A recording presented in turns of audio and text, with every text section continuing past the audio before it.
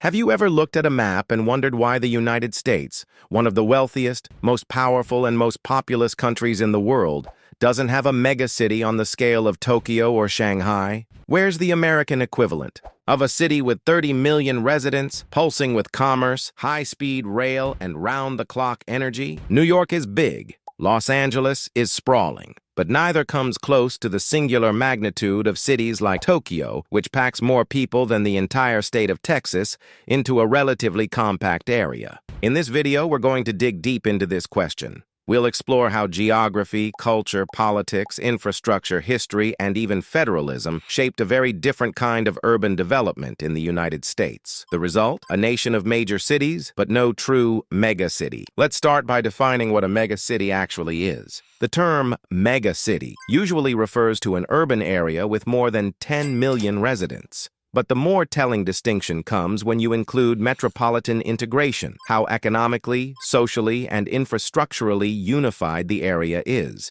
It's not just about headcount, it's about cohesion. Tokyo, for example, has around 38 million people in its metro area. But what's more impressive is how seamlessly those people are connected by bullet trains, subways, shared economic zones, and governance systems that make the region function almost like a single organism. In contrast, the U.S. has large cities, but even our biggest metro areas like New York City at around 20 million or L.A. at about 13 million don't approach that level of urban unity. In fact, the U.S. urban system is defined by fragmentation, both physical and political.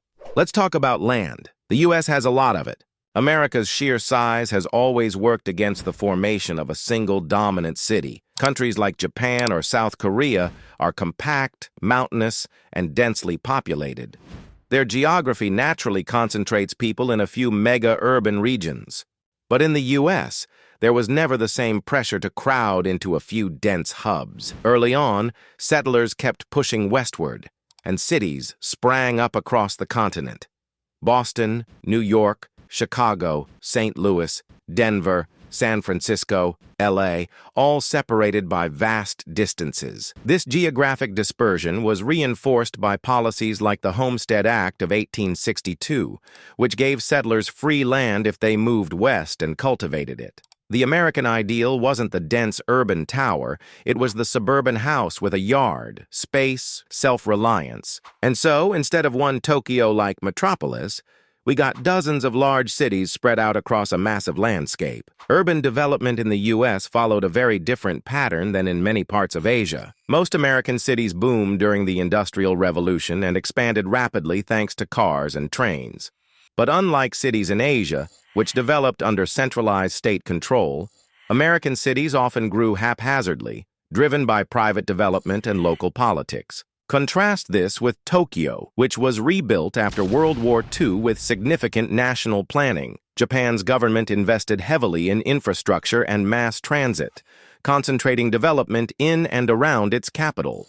In the U.S., growth was more decentralized. Post-war policies like the GI Bill and massive interstate highway investments fueled suburban expansion, not urban density. In the 1950s and 60s, it wasn't just acceptable to move to the suburbs, it was the American dream. This is a key difference.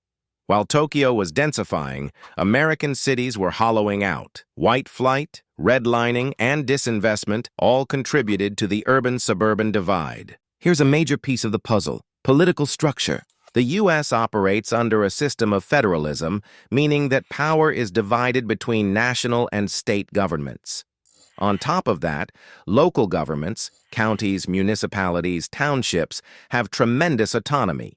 This decentralized structure makes regional coordination extremely difficult.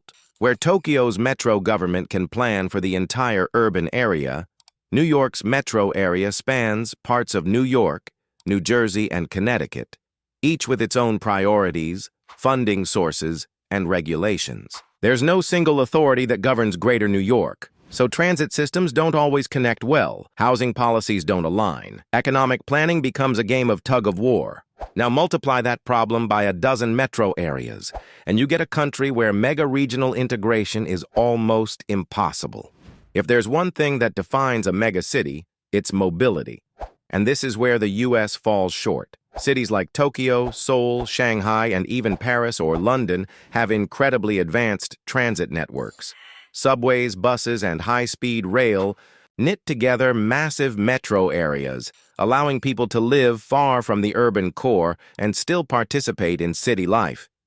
In contrast, American cities are built for cars.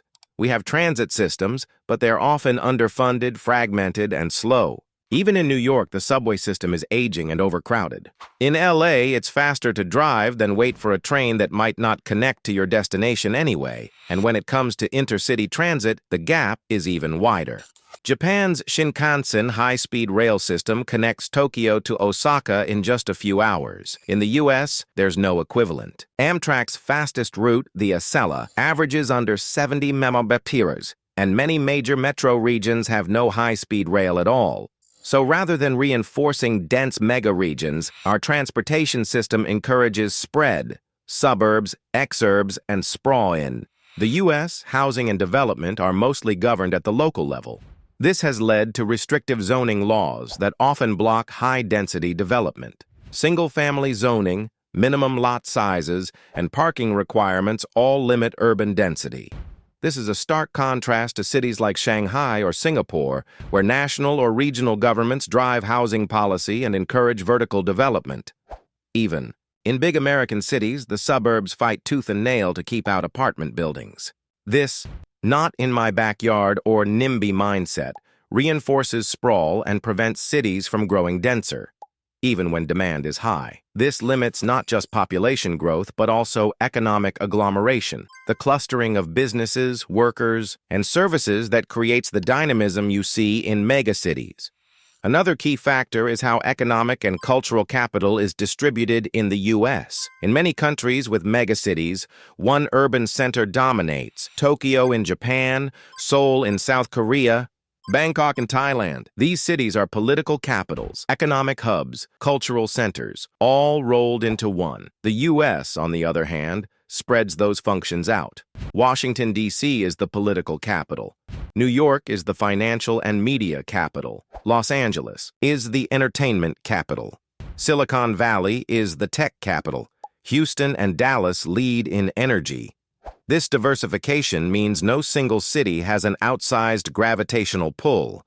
Talent, investment, and institutions are spread across multiple metros, making the rise of a singular megacity less likely. So where does that leave us? While the U.S. may not have a megacity like Tokyo or Shanghai, it does have mega-regions, clusters of cities that function together economically, even if not seamlessly. Think of the Northeast Corridor, Boston to Washington, D.C., Southern California, L.A. to San Diego, the Texas Triangle, Dallas, Houston, Austin, and San Antonio, the Great Lakes region, Chicago, Detroit, Cleveland, Pittsburgh.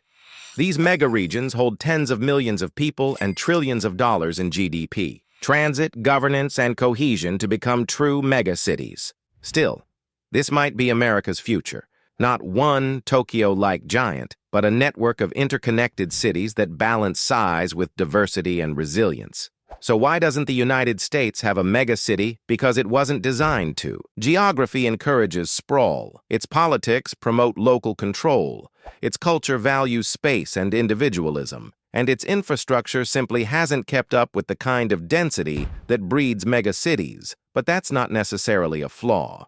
The U.S. model offers flexibility, innovation, and a broad distribution of opportunity. It's not Tokyo. It's not Shanghai. It's something else entirely. Thanks for watching. If you enjoyed this breakdown, don't forget to like, subscribe, and let us know in the comments.